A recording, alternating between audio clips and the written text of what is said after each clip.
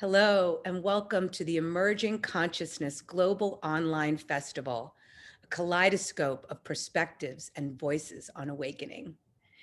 Here we're gathering with transformative coaches, cultural creatives, an eclectic mix of wisdom keepers, all blended with colorful new voices in order to create a catalyzing space where curious people come for fearless and experiential learning.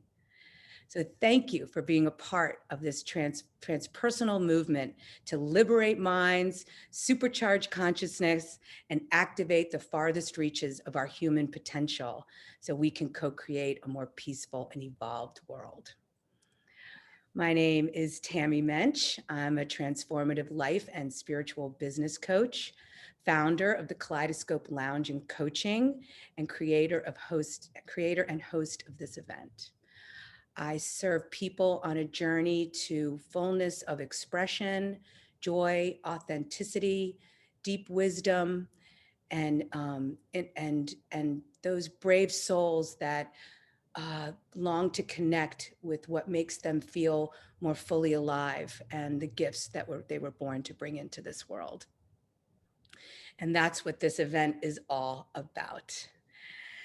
And so I'm here today with one of those exciting voices in the world of astrology. Her name is Rachel Capurso. So hi, Rachel. Thank you for being here with us today. Oh, my pleasure. Thank you. Yeah. So astrology is, I believe, and correct me if I say anything wrong, like the oldest science that we have. And I'm seeing it becoming, increasingly more and more prominent and relevant and important in the world today. Mhm. So you're going to be here to talk to us about the topic of the Aquarian age and emerging Renaissance. Mhm. So yeah, tell us a little bit more about you and about your topic. Let's get into it. Okay, so my name is Rachel, but I write astrology under the pen name Aeolian Heart. That name actually, I didn't create it to be my astrological nom de plume. I created it originally many years ago so that I could sign, so I could sign petitions online. Without using my real name because I was really into privacy and didn't want to have social media.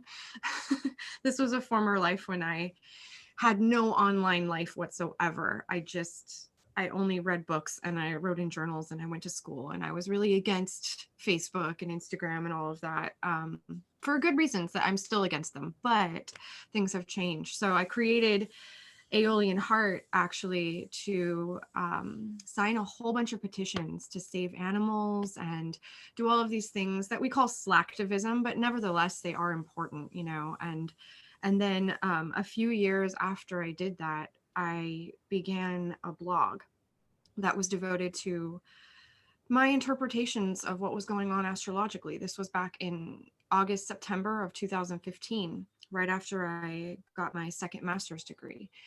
And I didn't want to put myself out there as Rachel Capurso. I was very shy. And I still am shy, but this was a shyness that I can't relate to anymore because I've grown a lot. And I wanted to use a pen name. So I chose Aeolian Heart, which was the name I had been using on Facebook to sign petitions. But the original reference that I was making was to the Aeolian harp. So it was just like, I was just being cute, I was like, really, I love the Aeolian harp, which is a wind harp. Aeolus is the ancient Greek god of the wind. And the Aeolian harp is therefore this beautiful stringed instrument that's played by the wind. And so I kind of unconsciously created this sort of, I guess, this character that I write through. I mean, it is me, but what I really take from the name Aeolian Heart is that when I'm writing about astrology, I really do open up to the planetary energies and I let them play this music through me. and that's what I offer as my work. And so, you know, I didn't plan it. It was all through magical synchronicity that my name evokes my style of creativity. But that's how it all came together. You know, I was telling you before we started the official interview that I sort of created my business intentionally, but I also mostly did it by accident. It sounds weird, but I kind of just stumbled into doing this professionally and full time. And I'm really grateful that the doors that have opened have opened. I'm really grateful that I'm on this path right now. And I am very much holding the ball and running with the ball right now because I love what I do. It gives me such joy, and I get to do my creative work as my work in this world, which is all I actually ever wanted as a child. So this is many dreams come true for me doing this work, and all the sacrifices that it requires are worth it to me in every way. And yeah, I love to talk about astrology. There's so many layers to it, so many levels to it. I'm still a student of astrology, absolutely. So please don't think of me as an elder. I am not an elder by age nor by study. This is, like you said, the oldest body of knowledge on the planet, astrology. Like, it is the oldest body of human knowledge that we have. So I only know a little bit. But the little bit that I do know, I love to share. So I can't wait to talk to you about anything and everything that you want to sort of rap about. So yeah. That's so great. And I love the imagery, and the play on words with the Aeolian harp and the alien heart, because it really does make me, it does seem like the astrology is, you're an instrument, right? Yeah. That's being played, and by the tuning to the heart, and the constellations. And I really got a really great sense and picture of that when you were describing it. And also the story about how you stumbled into it by accident. And I'm always inspired, and when people really find their gifts and what really sparks them and gets them going. And a lot of times it happens by accident, by just following those sparks of curiosity, and we don't know where they're going to end up. And so Yeah. that was a really great expression of that. So Yeah. yeah, Thanks. thank you for that. That's kind of like a seed could accidentally plant itself and sprout up, but then you have to choose to care for the plant and nurture it, you know, and protect it. And that's kind of what this has been like. It's definitely a lot of conscientious work, but initially I didn't plant the seed myself. It was something that was gifted to me. Already there. Yeah. Yeah, it was a gift that was given to me. So I'm very aware of that. And I think a lot of things in life work that way. So, you know, whatever it is that you want to do in this world, a lot of times like the seed of that was just given to you. You know, you didn't have anything to do with it, or at least that's really, like, in all honesty, how it seems. So, you know, one of the things that astrology is really truly amazing for is giving you a symbolic picture and a symbolic language with which to understand the gifts that you have been given, and how you can best sort of be I guess, how you can most meritoriously tend to these gifts and offer these gifts, you know. So that's what is really contained in the natal chart. That's what is opened up to you in your natal chart on a personal level, and also in conversation with a professional, you know, who wants to read your chart for you.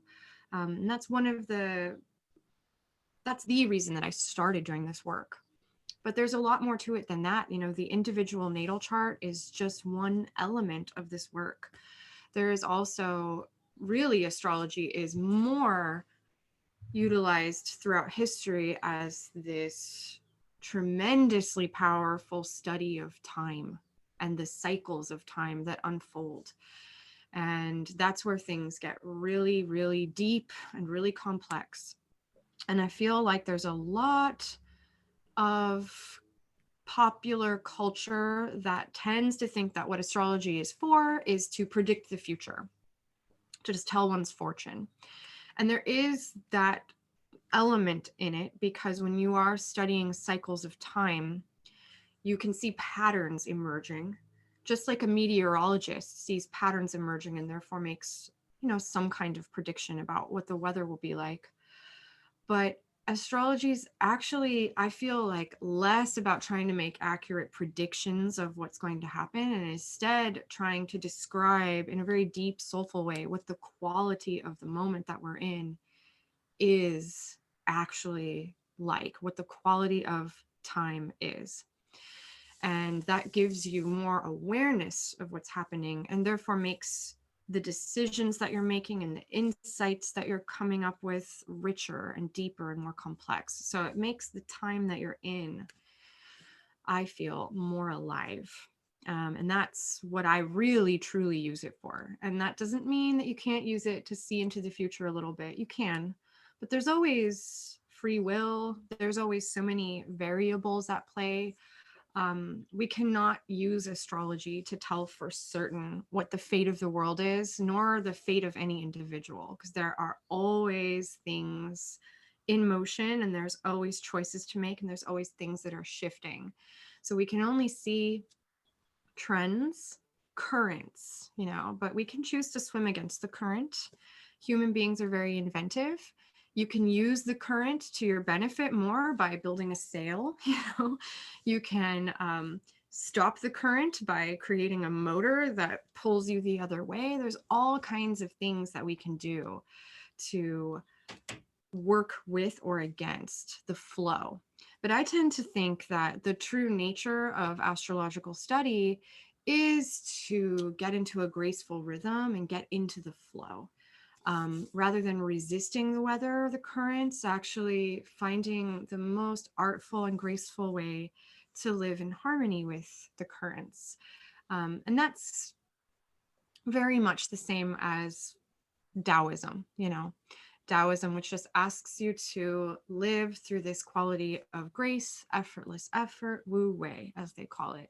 And so that's what I have found, that studying astrology and keeping in tune with the planets and the small cycles and the larger cycles, I find that it produces this choice in life, which is the choice to try to move gracefully rather than always resisting.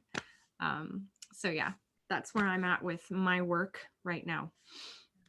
And recognizing our place in this huge cosmic universe, the connection with that. I've been leading new moon circles and just connecting with the cycles and the elements. It just adds so much dimension. It's just so rich. And why do you feel that more and more people are turning to astrology today, or back to? Well, because we are in an era now, which you can experience without astrology. You can see this and feel it, but astrology also does explain that we are in a new era by the shift in the planetary motions. But before we even get into that, because astrology offers an alternative or even a remembrance of a level of being, a level of consciousness, a way of living that is outside of dogmatic materialism, which is a paradigm that has climaxed long ago and is dying. I mean, it is really dead. So whatever it remains of the dogmatic materialist paradigm is corpse-like, zombie-like, and terrifying, and it's becoming ever more necrotic. And I feel like anyone who wakes up to that, to the misery and the darkness and the discomfort of that paradigm, is naturally, as a living being, going to reach out and ask for more.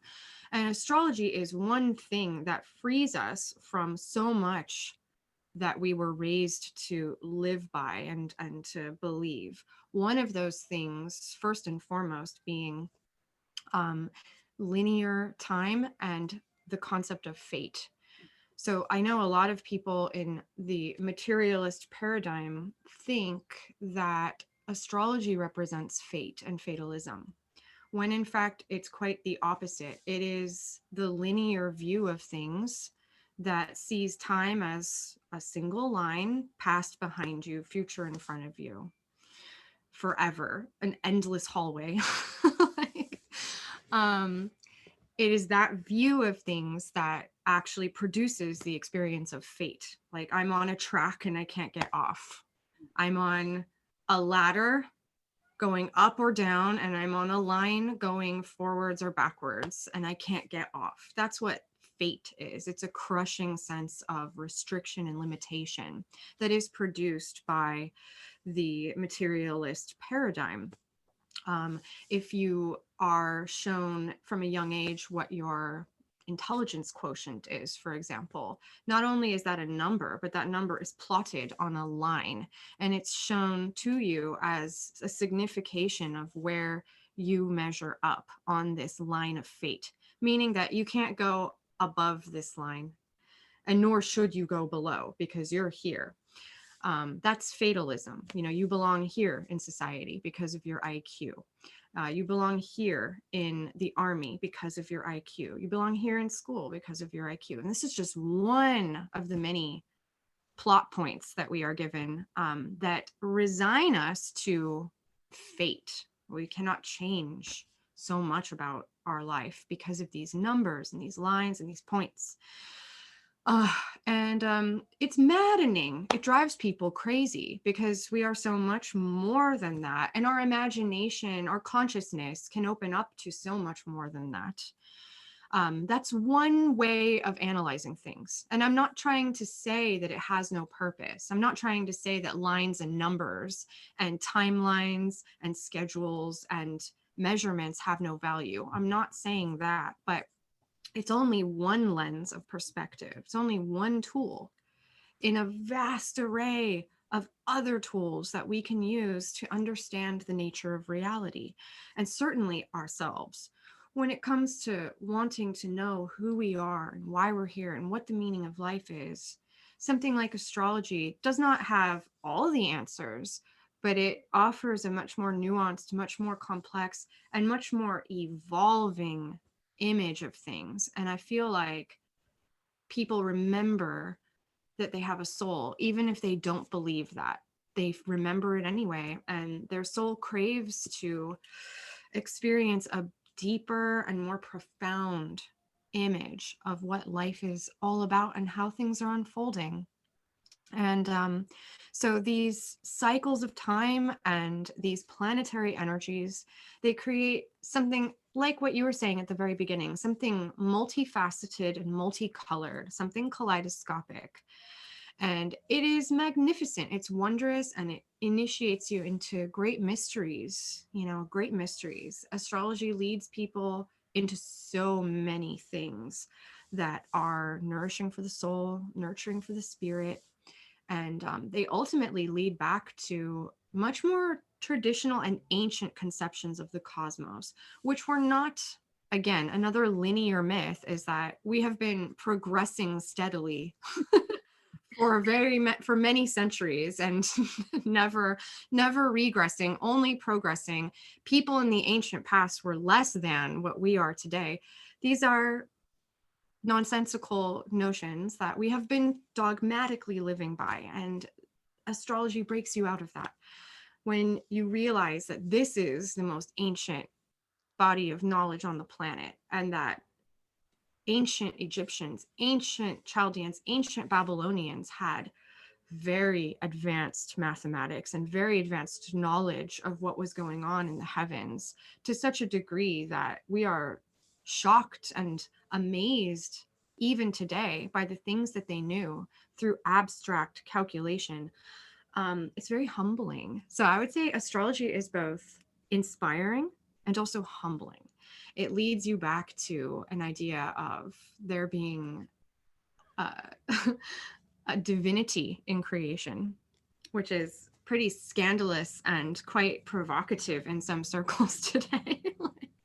And yet there it is, and people crave that, and because they know deep down inside that it's true. Now, this is one of the features of the Aquarian age, as we were like about to discuss at the beginning. The Aquarian age it's many things. The Aquarian age is a pop culture idea. The Aquarian age is a myth. It's like a living myth that's sort of being designed and created by everybody who's alive today. It is also a really disputed mathematical calculation in astrology. People in many different sects of astrology disagree about when the Aquarian age will actually begin precisely.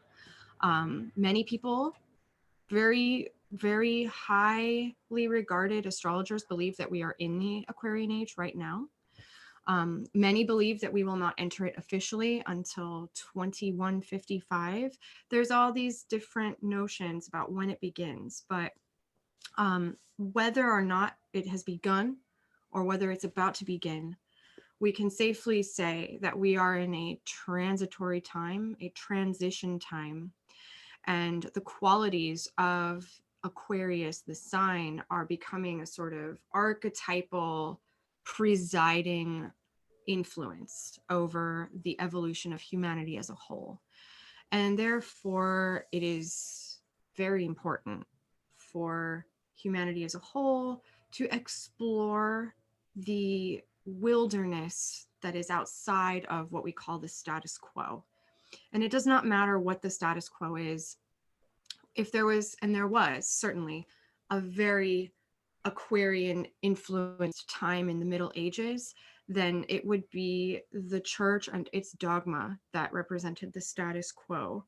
And what lives outside of that is where Aquarius begins to thrive. Aquarius is the energy of the outsider, the heretic, the shaman, the prophet, the seer, the mad scientist, the inventor. So it's a very strange time because it is facilitating a lot of individual evolution by taking people who have been locked in the inside or the status quo and thrown to the outskirts, thrown to the outside, either by their own personal alienation or by an actual exiling, actual rejection and exile. Either way, whether that experience comes from your own personal dissatisfaction and alienation with the way things are in the status quo, or you have been thrown aside by society for whatever reason, that feeling of being the outsider is the spirit of Aquarius coming through you in your personal life. And as the outsider, wandering far away from the hub or the center of everything, you are gifted with different perspectives. Aquarius is so far away from the world at large, is so far away from the center of things, that different ways of looking at the problems that are plaguing humanity begin to emerge. The really cool thing about Aquarius is that it can see time not as a line but as a circle. That's one of the most important things that I always like to share about Aquarius. The perspective is so objective and it's so distant from the din of everything that's going on in the world that time is revealed to be a loop. And therefore, Aquarius is just as inspired by the ancient world and its wisdom as it is by the visions of the future that always are associated with this sign as well. Aquarius has a reputation, the age of Aquarius has a pop culture reputation that is kind of silly and a little too simplistic, but that in and of itself becomes a good jumping off point to understand how to think about this time a little more deeply. So for example, everyone knows about the age of Aquarius from that musical Hair, right? Like, I think everyone knows that The song. age of Aquarius, right? Yeah. Oh my God. So just let me ask you, like, what are your impressions just from popular culture of the age of Aquarius? What does that mean to you? What does that evoke? Everyone knows something about it. So You what know, have you? it's funny because I was thinking about that when we were setting up this topic, Yeah. and that was the first thing that came to my mind. And I remember being in the theater and hearing that song Yeah. when I was little, and saying, "Oh, I hope, will I be alive then? I hope I'm around," because it sounded like magical. I was, and so I'm like, "Yay, it's coming!" Like my whole, I'm, oh, it's coming. I will be alive for that Yeah. opening, that new sensibility, that new way of being, that revolution, the revolution of thought and consciousness, Yeah. make the world a better place. Totally. But so that was your impression, was Yeah, just that like was the early impression. Yeah. utopia, just utopia. Yeah, I mean, it's very tempting, right? To envision utopia and to want that and to think that it's possible is like it's the height of human sweetness and foolishness, It's like there's something in humanity that just has that sweetness and foolishness where we envision utopia and imagine it's possible and it's imminent. Um the thing that is in Aquarius that does resonate with those kinds of qualities is that the Aquarius is the water bearer. And the water bearer is actually a symbol of a man or a woman. It really does not matter. The water bearer is a figure that holds a vessel that contains the waters of spirit. And this explains why the water bearer Aquarius is actually not a water sign, it's an air sign. So, elementally speaking, we're dealing with air, which is thought, communication, intellect, and spirit itself. Spirit being something that's actually associated with the fifth element, ether, but is so close to air that it does correlate. And so, when we are thinking about just the pure essence of Aquarius as the bearer of the waters of spirit, that utopian vision does come to life.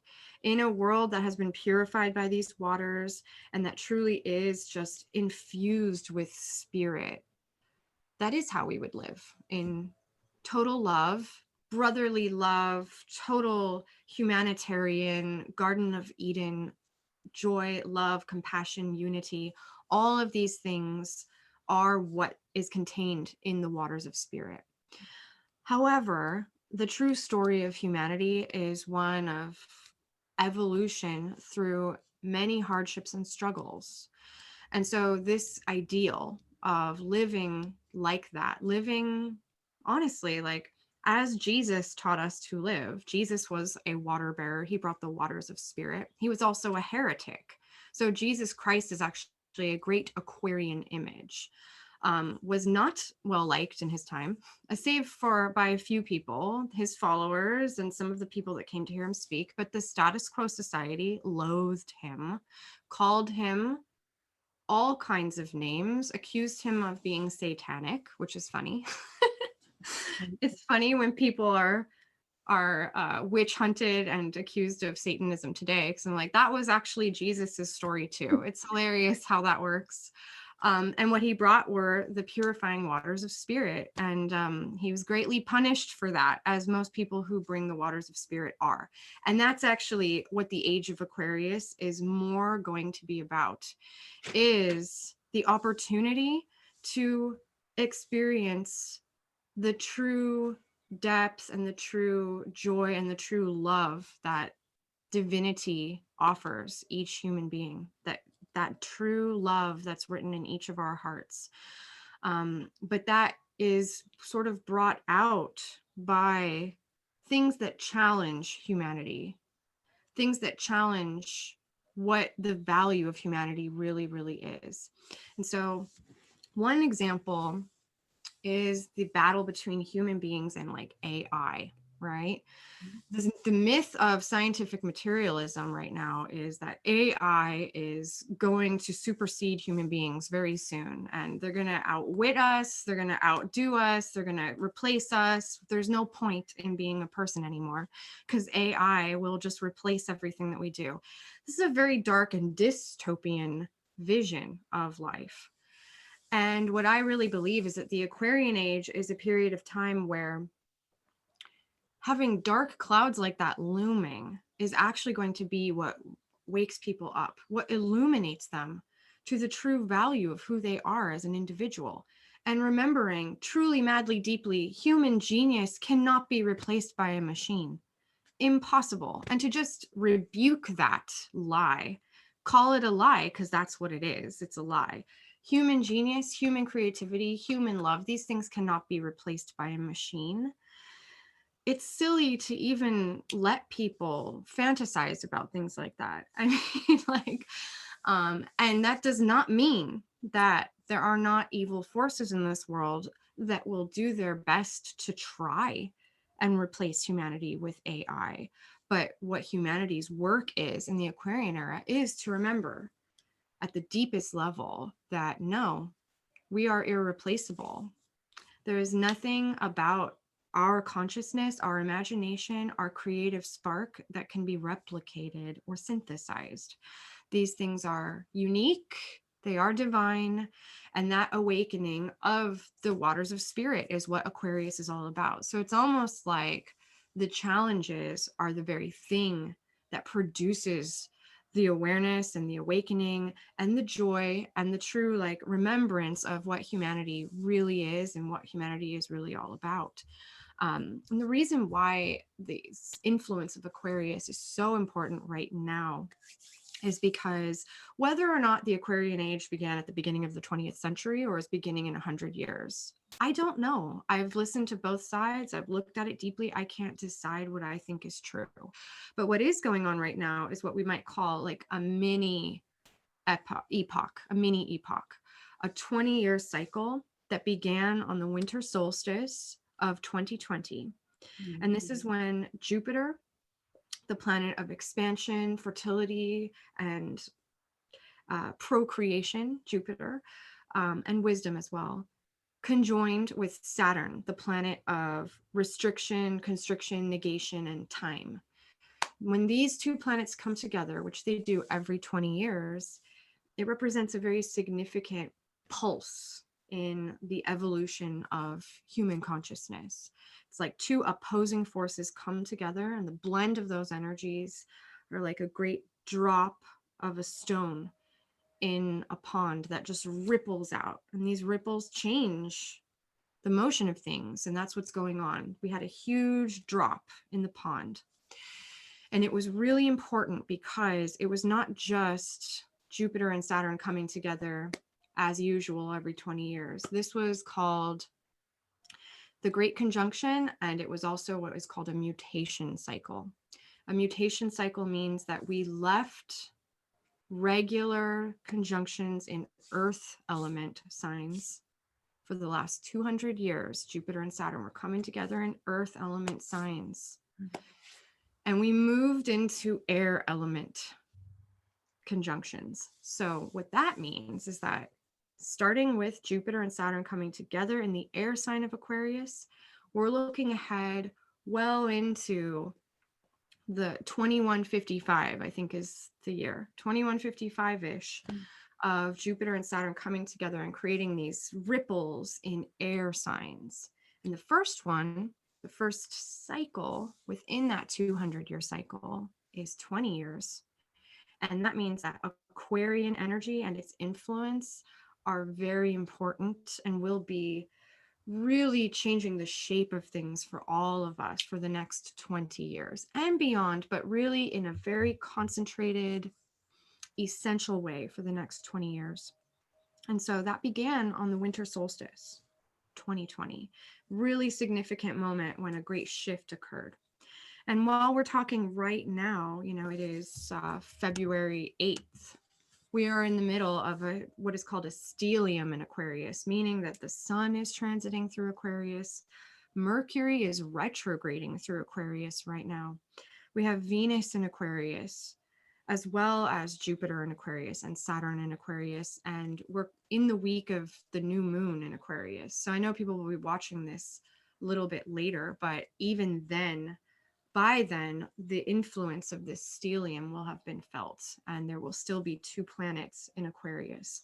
So that the qualities of that sign are archetypally, mythically, and also unconsciously unfolding in our lives in a very personal way and in a collective way. So this is a very scary time, as well as a really wonderful time, because deeper truths and ancient wisdom and things like astrology and hermeticism and magic are emerging so far and wide, because what that shows us is that the spirit inside of people is awakening, and it is rejecting the old cycle. And that rejection is going to only accelerate, because what we call that last cycle that we just left, if we're in a new cycle now, a new 200-year cycle of time, what we just left behind was the 200-year cycle that was all focused on the earth element. And that's what we call the industrial era. You know, historians who do not follow astrology recognize it too. It's something very significant that happened. It's not just in our imaginations. The industrial era was the time where humanity changed its relationship to the earth. Planes, trains, automobiles, skyscrapers, oil, coal, all the technology that we're using right now, that was all the product of sort of, you know, raping and pillaging the earth, as well as using the earth's elements very creatively. It's not all bad, it's not all good. But I think at this point in history, everybody can really feel that the end of dogmatic materialism, the end of the industrial era, was and is a very dark and corrupt thing, that the relationship with the earth ended on a destructive and very unhappy note. And so the fact that we are changing elemental significance right now, the fact that we are actually shifting our focus into the element of air, is a positive thing. It is a very positive thing overall. But we are not done with cleaning up the mess. We have a lot that needs to be done to reharmonize our relationship with the earth, to be kinder and gentler to not only the earth, but ourselves. And that includes the reawakening of spirit and soul. It includes so much that the Aquarian age promises, but what it's going to require is that we really, as a collective, change our values.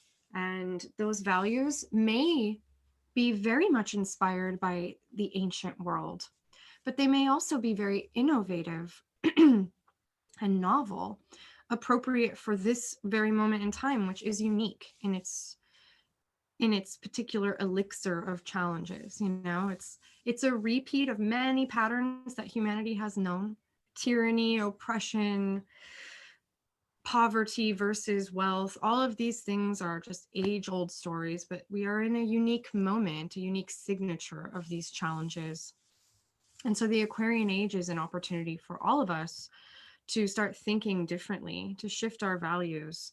And that does not mean allowing the same values to repackage themselves and resurrect themselves in like a slightly new form, just slightly, you know, like globalized tyranny, centralized tyranny, all of these, like the amassing of power within one fist, that is a part of the old paradigm.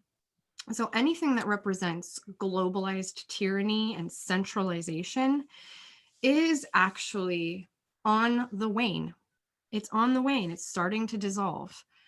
But do those things go away without a fight? No, they're going to try to repackage themselves as something that represents the Aquarian age when they don't really. Like, they're going to try to keep their power, And so we have struggles ahead for sure. But the joyful thing is that I believe a lot of what was lost in people's spirit, a lot of what was lost in people's hearts is going to be restored. A lot of the challenges that are arising are going to inspire human beings to break from the herd, become the heretical thinkers that actually envision new possibilities, new systems, new forms of government, new leadership, new things that actually are legitimately required, not old things pretending to be new, but legitimately innovative ideas, innovative technologies. And the true innovation, just the spirit of Aquarius, the true innovation here for this time is economic systems and technologies that serve humanity, not the other way around. Like, of course, really basic common sense is going to return instead of being damned and destroyed and silenced by the elitism of authoritarian voices. The voice of common sense that just sees that, a tool should serve the person using it, not destroy their life.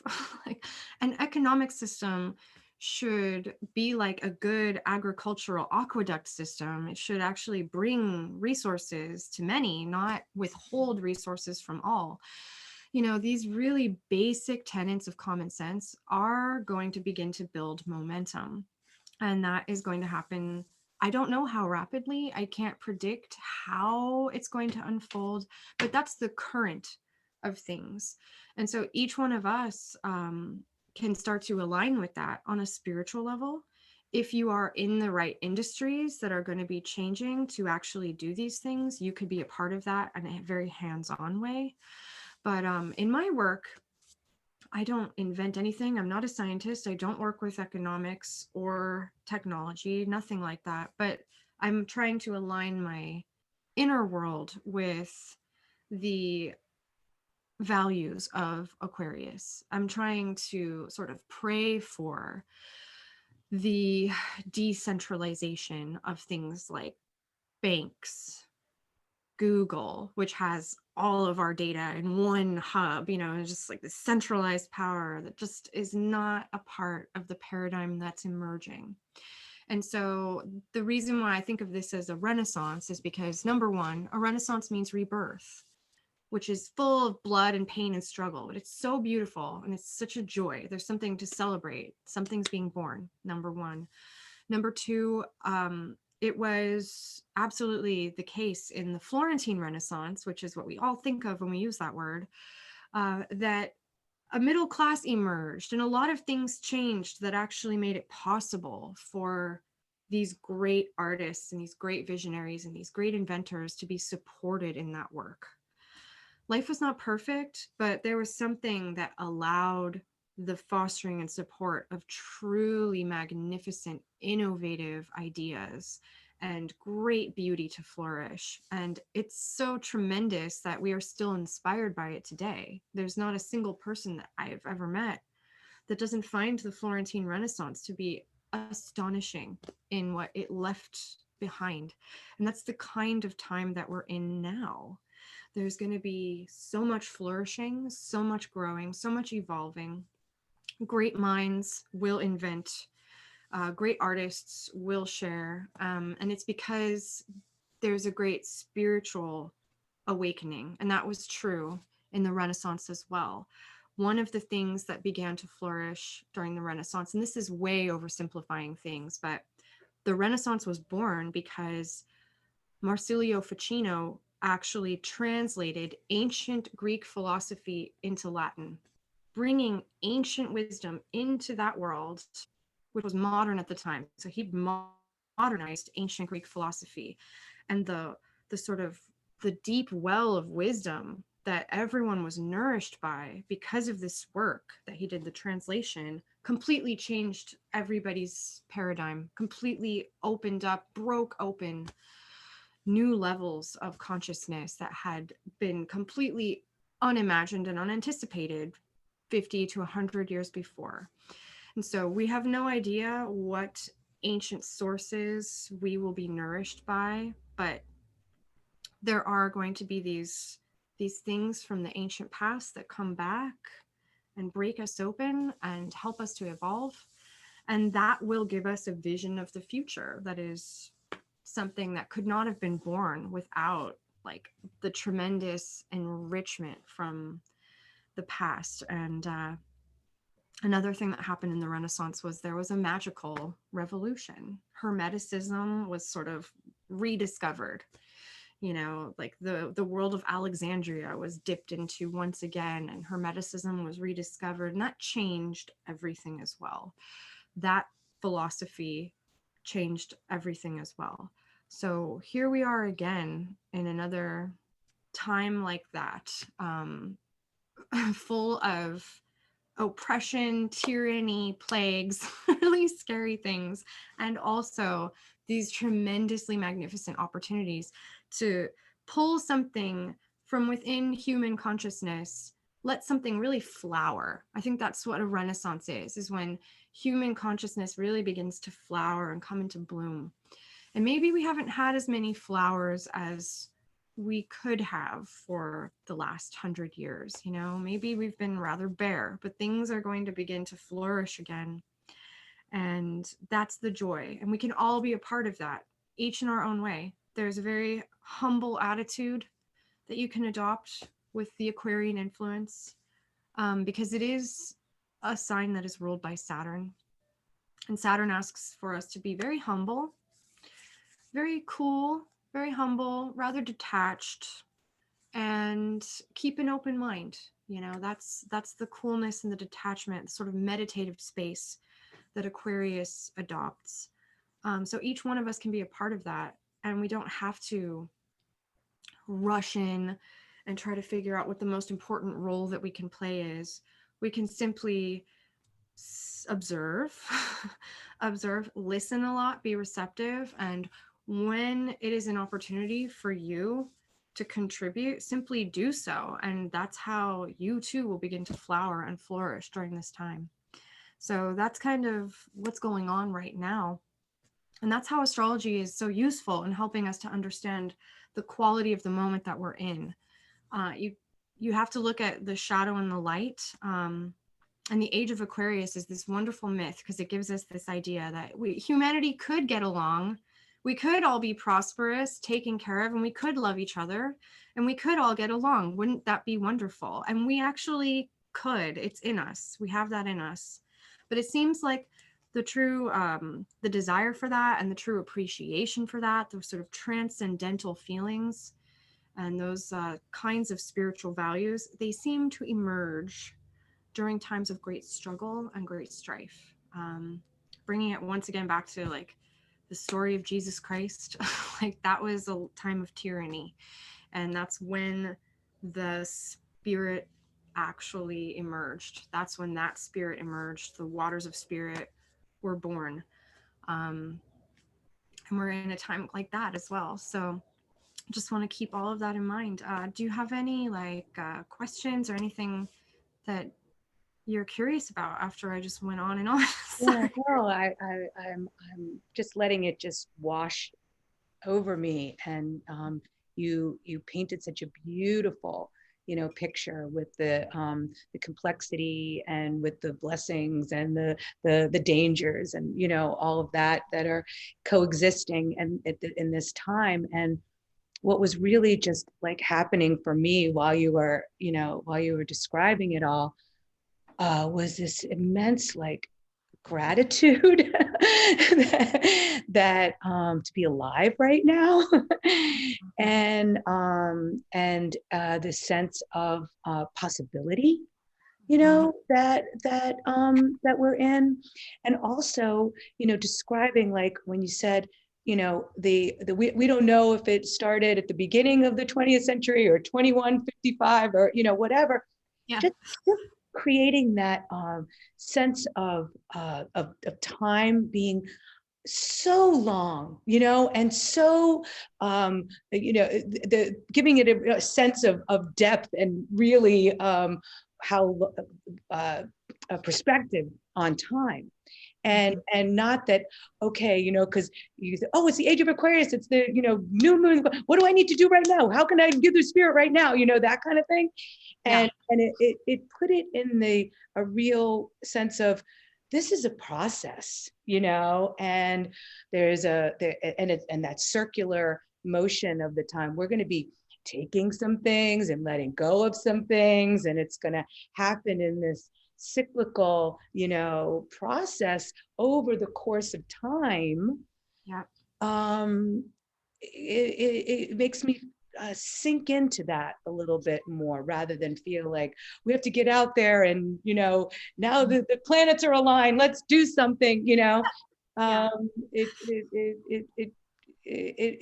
feel like I'm getting my place in that, that framework. Mm-hmm. Exactly. That's exactly the nature of the sign, is to be an outsider looking in and rather distant from things.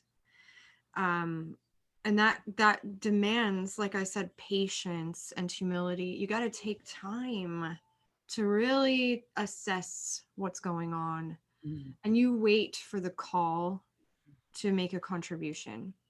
The kind of story of Aquarius is, well, the zodiac is a story, first of all. So you kind of have to know the whole myth of the zodiac, and maybe that's a little too in depth right now. But the zodiac is the great myth of the sun and the sun's journey throughout the year. And the sun goes through these 12 stages and experiences everything. It's totally, it's this really heroic myth.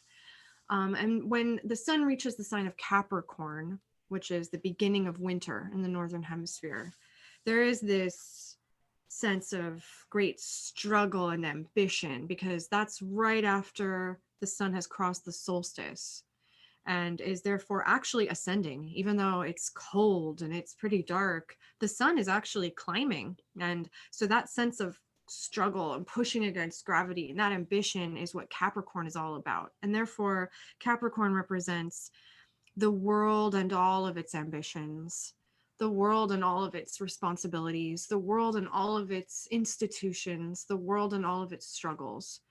In a healthy expression, that's a beautiful thing. Civilization is a beautiful thing when it is healthy. The Great Pyramids are a Capricornian image.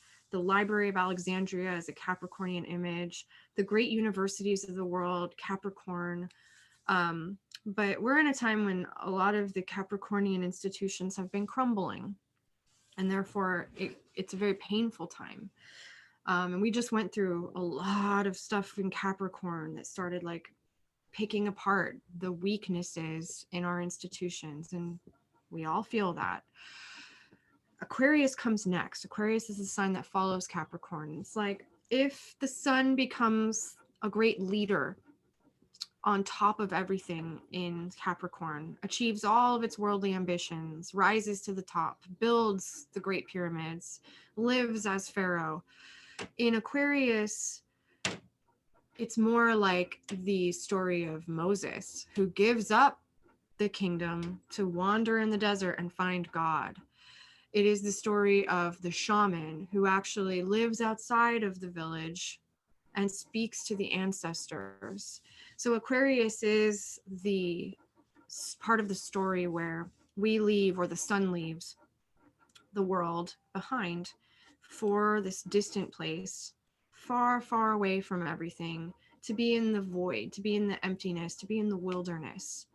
And what's in the wilderness is the edge of the world that actually opens the liminal space between worlds. So the end of this world opens up to other dimensions.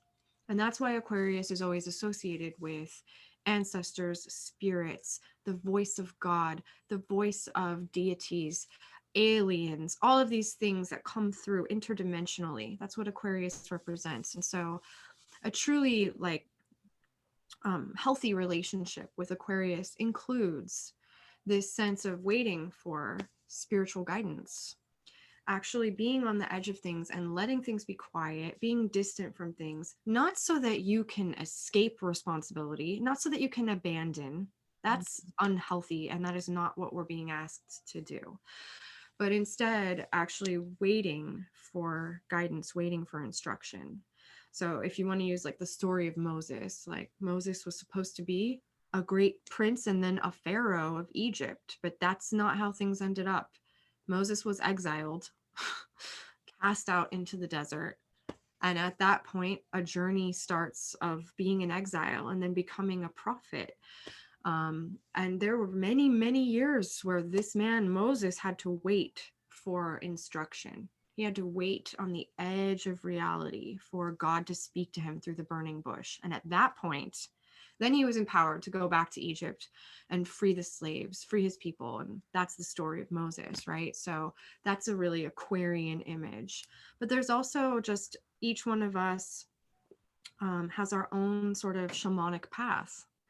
And what that means is that we don't have all the power that we need to heal ourselves and heal the world. We don't have that power innately. We actually have to be humble enough to ask for guidance and receive that guidance. And we have to forge a relationship with the divine. We have to forge a relationship with higher intelligence. That's what Aquarius is all about. So it's actually, like I said, very humble, because there's a point where you realize I've reached my limit. I don't know the answer. What am I going to do?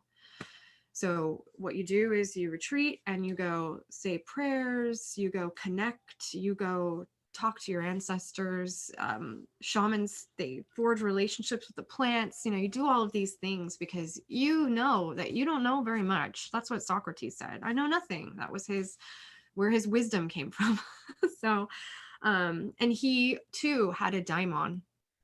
Socrates is another great Aquarian image. He was told by an oracle that he was the wisest man in the world. And he concluded at the end of his world travels that he knew nothing. But he had this spirit that he called his daimon that guided him, never told him what to do, but always guided him. And he listened. And that's how Socrates became Socrates. That's who he was.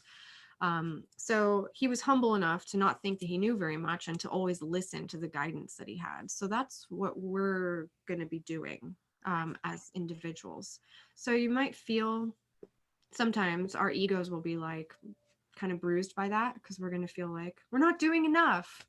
There's so much more we could be doing, or we should be getting more active. And that is not to say that there's not action to take. If you're really called to do something, you will do it. You're in the right place. You know what you're doing. You're being called to action, and then that's the right thing for you. But if you don't know what to do, you sit quietly and you open up to communion and you wait for your guidance and you wait patiently. And that's the wisdom of Aquarius.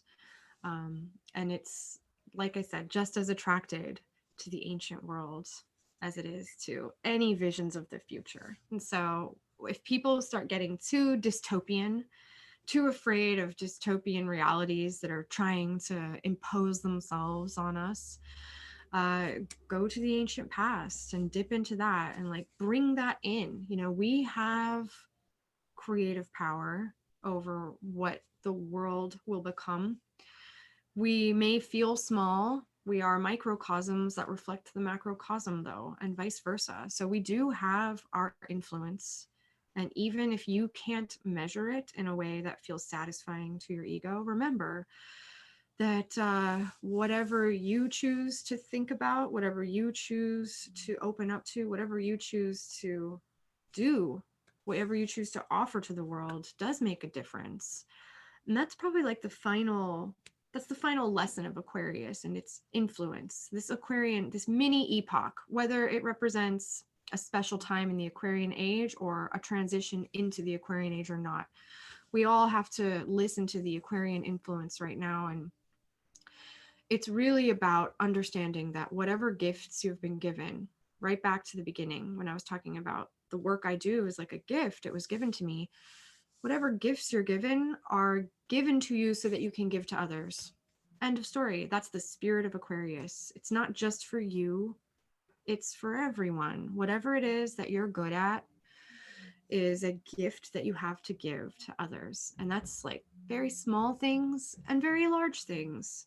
if you have a gift for making people feel warm and held, that's important. And if you have a gift for making people laugh, that's super important. And if you have a gift for inventing technology that will purify our water and save the world, then that's amazing. But making the value judgments about what is bigger and more important than something else is actually not what Aquarius is about. So don't diminutize yourself and your contributions. Likewise, if you have gifts and you're not sharing them, find a way to, because it's actually very important. If things are not flowing through you, then you will become ill. You'll become a part of the problem instead of the solution. So that's the work that we can all do, is just like, how can I share my gifts with others? Really basic, but kind of challenging sometimes, you know. Like, Great takeaway to, crystallize the Aquarian energy, yeah, and to really, to express the theme of emerging consciousness, and it's what do we each have to contribute, and how, and not to judge it, and it's, big or small, let it out, let it flow, give freely, when you can, and how you can, and that's that's perfect. So exactly. Just try to trigger love in people. That's right, all. Instead of right, trauma and fear, trigger love. yeah, And anyone who wants to try to, anyone who's trying to stir up fear in you is no one that you have to listen to. You right, know, a true leader or a true friend isn't going to try to trigger and right, stress and fear. They're gonna assess the situation. If it's dangerous, they're gonna move efficiently and swiftly to help you get out of that situation, but they're not gonna pick at the wound and try to trigger you into a traumatic response. Those are the voices that we need to start tuning out in favor of, even if it's invisible, in favor of voices that actually speak of love and compassion and wisdom and creative flow and the waters of spirit. And those things are far more valuable. Even if you feel like you're talking to yourself, that's a better use of your time in this era than listening to voices that are trying to get you to react, lose your mind with fear, and get lost, you know? So, like, perfect, yeah. perfect, beautiful. Thank you for that vivid, description, of the Aquarian energy, and the whole constellation of, what we can learn from the cosmos, and in our internal self as related to the external self. Just beautiful. And I'm sure people are intrigued and want to, hear and learn more. So Rachel, tell them, we're going to put all of your links and stuff like that in your speaker page and your bio, but just quickly tell them, where they can find you, and if you have a gift that you'd like to offer. Oh, for sure. My blog is aeolianheart.com. And there I publish an article for every new moon and every full moon, and also any important transits like the Great Conjunction. I wrote an article, Mercury retrograde, I write an article. So you can find all my writing there. If you sign up for my newsletter, I'll send it straight to your inbox, which is always great. Um, and the gift that I'm offering is actually a book that I wrote 3 years ago now. It's called Heartbeat: Unlocking the Mysteries of Your Natal Chart. And this is actually, it's like a full-on book. It's over 75 pages. I actually forget how many pages it is, but it's a fully illustrated, complete introduction to reading your own natal chart, including how to pull up your natal chart properly, what house system to use, and then how to actually break it down into its various components and then put it all together again. So I want everybody who's interested to have the ability to at least look at their natal chart themselves. And yeah, of course, on my website, I also read natal charts professionally. So if anyone's interested in getting a natal chart reading, you can usually book appointments through my website. And I also have a wonderful Patreon community where I do live rituals at key moments every new moon. is for starters. And I also teach classes, but you'd have to get on my list to find out more about my classes. So I highly recommend going to my website, alienheart.com, and signing up for my newsletter so you can get astrological updates as well as information about what I'll be teaching. Yeah, I receive it and I love it. So Awesome. thank, Cool. thank you so much for sharing your wisdom and your time here today with us. Appreciate it so much. Oh, my pleasure. Thank you for having me. Thank you. Bye-bye.